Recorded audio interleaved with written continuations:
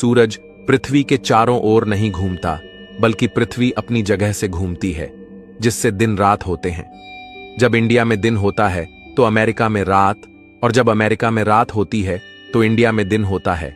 इसे अंतरिक्ष में देखने पर पृथ्वी का आधा हिस्सा हमेशा दिन में और आधा हिस्सा हमेशा रात में दिखेगा।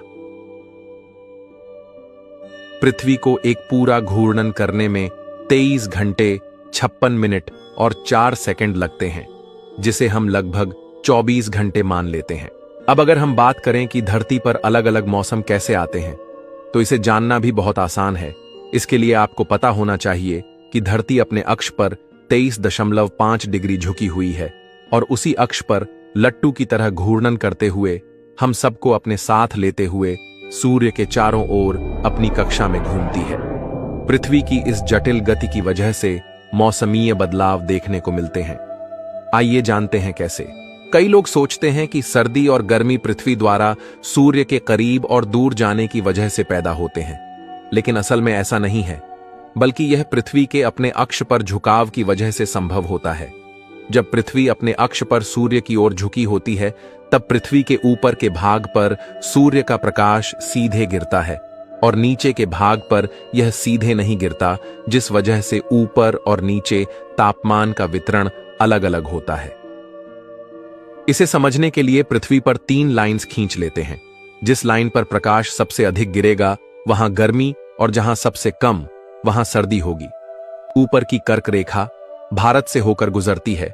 जब धरती सूर्य के सामने झुकी हुई होगी, तब सूर्य का प्रकाश भारत पर सीधा पड़ेगा। इस वजह से इस स्थिति में भारत में गर्मी का मौसम होगा, और नीचे की लाइन यानी मकर रेखा जो ऑस्ट्रेलिया से गुजरती है, वहां किरणें सीधे नहीं गिरती, जिससे उस ओर प्रकाश अधिक क्षेत्र में वितरित हो जाता है। अब जिन देशों से कर्क रेखा गुजरती है वहां गर्मी होगी, क्योंकि ये सभी देश घूमते घूमते सूर्य के सामने आएंगे। दूसरी तरफ नीचे जिन देशों से मकर रेखा गुजरेगी वहां सर्दी का मौसम रहेगा। लेकिन अब अगर आप सोचेंगे कि ऐसे तो कर्क रेखा पे मौजूद देशों पर हमेशा गर्मी और मकर पर सर्दी रहेगी, फिर वहां मौसम कैसे बदलेगा? तो आपको याद दिला दें, हमने आपको बताया था कि पृथ्वी अपनी जटिल गति के चलते सूर्य के चारों ओर अपनी कक्षा में भी घूम रही है, और एक घूर्णन पूरा होने में इसे 365 दिन 5 घंटे और 9 मिनट लगते हैं। ऐसे में जब पृथ्वी सूर्य की कक्षा में घूमते घूमते इसके एकदम विपरीत हिस्से में आ जाएगी, तब मकर रेखा सूर्य के सामने आ जाएगी और कर्क रेखा सूर्य से दूर हो जाएगी। अब पहले की ही तरह सब कुछ होगा, लेकिन इस बार कर्क रेखा जहां भारत है वहां सूर्य की किरणें सीधी नहीं गिरेगी, और मकर रेखा पर स्थित ऑस्ट्रेलिया में सूर्य का प्रकोप सीधा होगा, जिस वजह से इस बार जो देश मकर रेखा पर है वहां गर्मी होगी और कर्क रेखा पर स्थित देशों में सर्दी होगी। वहीं जब नॉर्थ हेमिस्फेयर का सबसे अधिक झुकाव सूर्य के सामने होता है, यानी कर्क रेखा सूर्य के बिल्कुल सामने आ जाती है, तब इसे नॉर्दर्न हेमिस्फीयर का समर सोल्स्टिस कहा जाता है, और यह साल का सबसे बड़ा दिन होता है। और सबसे छोटी रात नॉर्थ के लिए यह साल में 21 जून को होता है। और वहीं इसके विपरीत स्थिति में जब साउथर्न हेमिस्फेयर सूर्य के सामने आ जाता है अपने सबसे अधिक झुकाव में, तो इसे दक्षिण भाग का समर सोल्स्टिस कहेंगे।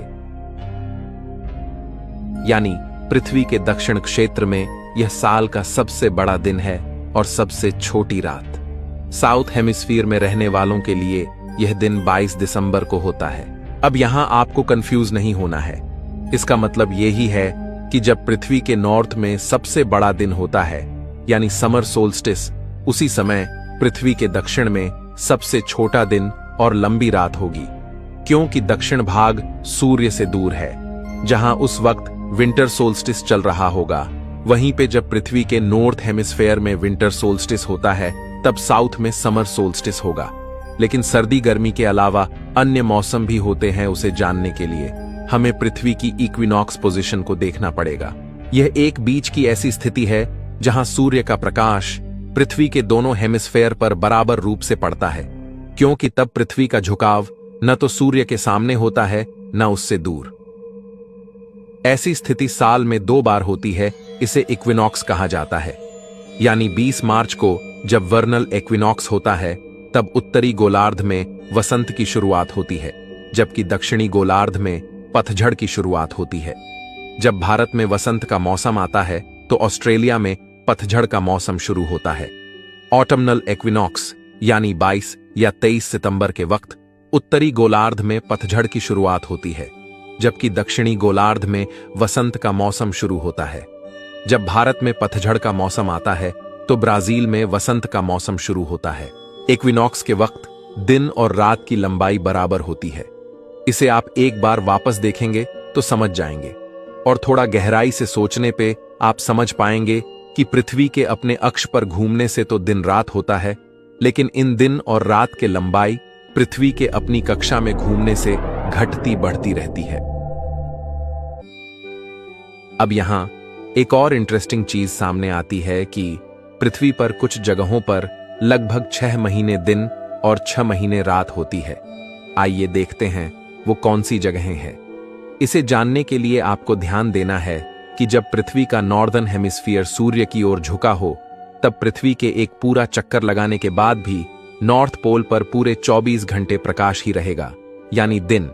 इस वजह से नॉर्वे, स्वीडन, फिनलैंड जैसे देश जो नॉर्थ के करीब है, वहां लगभग 6 महीने दिन रहेगा, और वहीं नीचे साउथ पोल तक पूरे 24 घंटे पृथ्वी के घूर्णन होने पर भी रात ही रहती है, क्योंकि यह सूर्य के प्रकाश में नहीं आ पाता। और जब पृथ्वी का साउथ पोल सूर्य के सामने झुका होगा और नॉर्थ उससे परे होगा, तब साउथ में 6 महीने दिन और नॉर्थ में 6 महीने रात होगी। इसलिए इन जगहों पर पूरे साल में 6 महीने दिन और 6 महीने रात रहती है।